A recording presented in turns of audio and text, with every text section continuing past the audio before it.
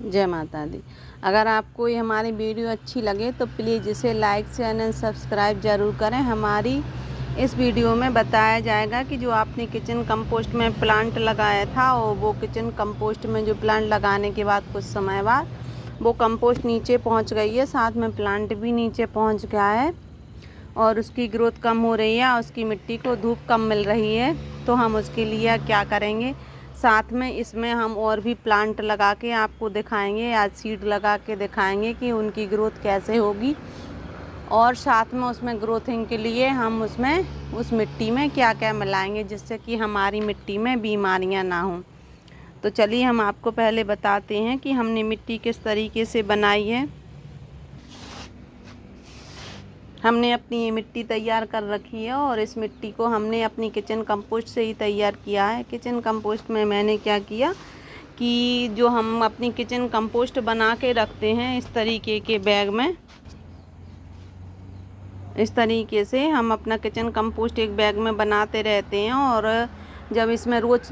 Kitchen compost डालते रहते हैं और जब ये नीचे की कंपोस्ट इसकी गलती रहती है और कंपोस्ट बनती रहती है तो क्या होता है कि ये नीचे पहुंचती रहती है और इसे भरने में टाइम लगता है, पर इसमें एक फ़ायदा हमें मिलता है कि इसकी जो नीचे की है,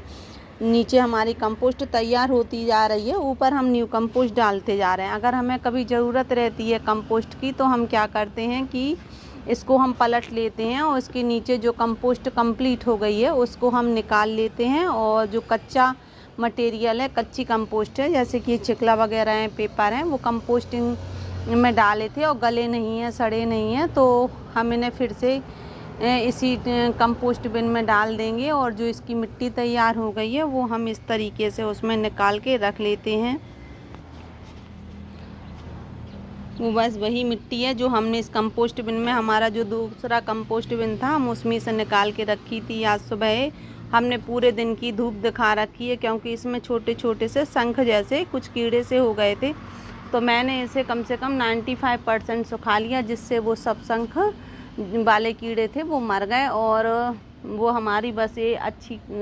कंप्लीट खाद हो गई है। बस ये सूख गई है तो सूखने से कोई दिक्कत नहीं है क्योंकि जब हम इसमें कुछ चीज़ें और ऐड कर देंगे तो ये फिर से अच्छी सी कंपोस्ट हो जाएगी और एक हमारे फ़ायदा हमारे प्लांट को बहुत ही अच्छा पहुंचाएगी। तो सबसे पहले इसका क्या है कि हम क्या करेंगे कि इसमें हमने थोड़ा सा हल्दी पाउडर मिला दिया है, चूना मिला दिया, और इसमें अगर आप रेशियो समझ के रखें तो ये 2 बोरी है, करीब 2 बोरी निकली थी हमारी,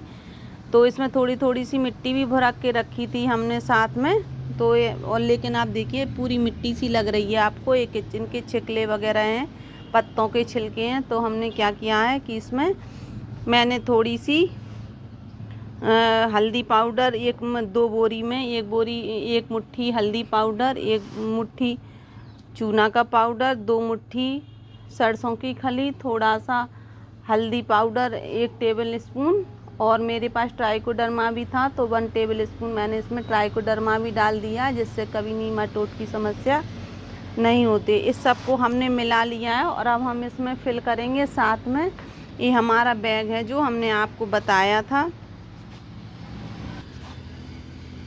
हम इसमें फिल कर देंगे। साथ में ऊपर से कुछ सीड डाल देंगे। सीड डालने से क्या होगा कि इसमें जो नए प्लांट हैं वो फिर से ग्रो हो जाएंगे और इसमें पुराने बीन का प्लांट लगा है, एक तोरई का लगा है, तो ये ग्रोथ करता रहेगा और जब ये पूरी फ्रूटिंग दे देगा तो हम इस प्लांट को निकाल देंगे और ये हमारा नीम का प्लांट लगा है वो अच्छे से ग्रोथ करता रहेगा और साथ में कुछ हम नए प्लांट इसमें ऐड कर देंगे। नए प्लांट ऐड करने से क्या होगा कि जब तक वो प्लांट ग्रो करेंगे और फ्रूटिंग के टाइम पे आएंगे तब तक ये जो हमारे पुराने प्लांट हैं वो पूरी फ्रूटिंग दे चुके होंगे, तो हम इन प्लांट को निकाल देंगे और साथ में इसमें जो नए सीड हमने डाले थे उनकी ग्रोथ अच्छी हो जाएगी और उसमें जो प्लांट हम लगाएंगे फ्रूटिंग वाले तो उसमें भरपूर मात्रा में हमें फ्रूटिंग मिलेगी। तो हम अब आप इस वीडियो पर बने रहिए और देखिए कि हम किस तरीके से इसमें वो मिट्टी फिल करते हैं, सीड मिलाते हैं और फिर उसके बाद हम कुछ इसमें नया काम कुछ और भी करेंगे जिससे कि आपको ज़्यादा बेनिफिट होगा। हमने कुछ दिनों पहले इसमें अपने फूल गोभी के प्लांट सीड डाले थे और ये कुछ ग्रो हो गए हैं और कुछ सीड इसमें अच्छे से जर्मिनेट नहीं हुए, शायद कुछ ख़राब होंगे। तो हम क्या करेंगे कि ये प्लांट जो हमारे दिखने लगे और हमें लगातार इसमें फ्रूटिंग चाहिए, तो समय समय जब इतने प्लांट इतने बड़े बड़े हो जाएं तो इसमें कुछ सीड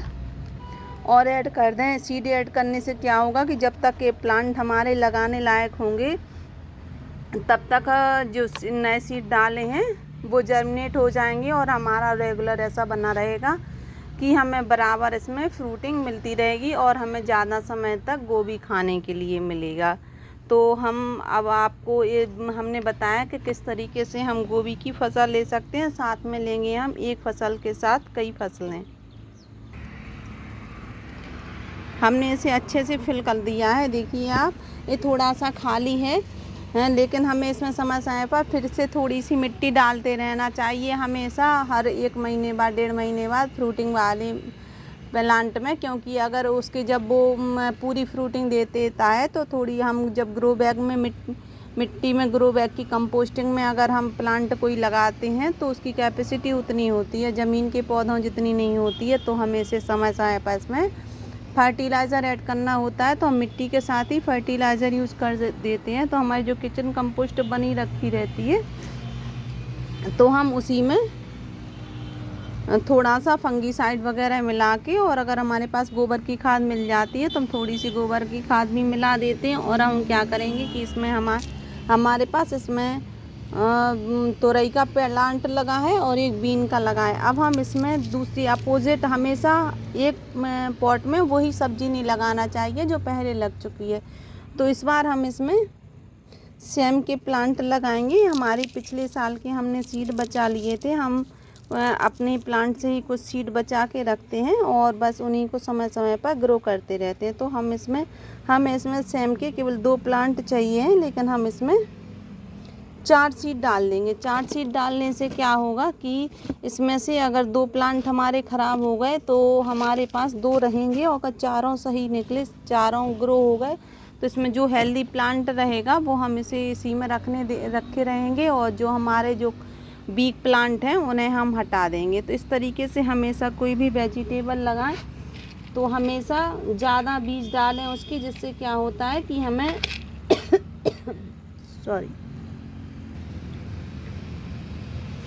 हमेशा अच्छी फ्रूटिंग मिलती है। तो हमने उसमें सेम के सीड लगा दिए, और ये सर्दियों का टाइम आने वाला है तो मौसम भी चेंज हो गया है, और जब टेम्परेचर थोड़ा कम हो जाए तो हमेशा उसमें मटर के सीड हम बो सकते हैं। तो हमने इसमें कुछ मटर के सीड भी बीच बीच में ऐड कर देंगे। मटर के सीड ऐड करने से क्या होगा कि इसमें मटर भी ग्रो होती रहेगी और साथ में सेम होती रहेगी, और ये हमारा नीम का प्लांट तो चल ही रहा है। तो हम एक साथ हम कई फसल एक प्लांट में ले सकते हैं। तो हम इस तरीके से हम अपनी फसलों को बो सकते हैं, और हम एक ही बैग में कई तरह की सब्जियां ले सकते हैं। जैसे कि हमने कुछ सीड अपने बचा के रखे हैं, देखिए जैसे हमारा एक खीरा है, तो हमारे पास बहुत ही अच्छा बीज आ गया था, और इसे झुमका खीरा बोलते हैं। झुमका खीरे का मतलब क्या होता है कि ये इकट्ठे देखिए गुच्छों में होते हैं, हर आपको पत्ते के साथ एक फ्रूट मिलेगा। इसकी खासियत यही रहती है। तो हम क्या करते हैं कि एक जो हमारे पास अगर हमें कोई प्लांट अच्छा लगता है जिसमें फ्रूटिंग अच्छी हो रही है, तो हम उसकी कुछ एक फ्रूट उसका बचा लेते हैं, वो सूख जाता है तो उसके सीड हम कलेक्ट करके रख लेते हैं। तो हमने ये कलेक्ट करने के लिए रखा, जब ये सूख जाएगा तो हम इससे काफ़ी प्लांट ग्रो करेंगे। तो अगर आपको वीडियो अच्छी लगी हो तो प्लीज़ इसे सब्सक्राइब ज़रूर करें, और आप भी बेनिफिट में लें एक फसल के साथ कई फसलों का। Thank you.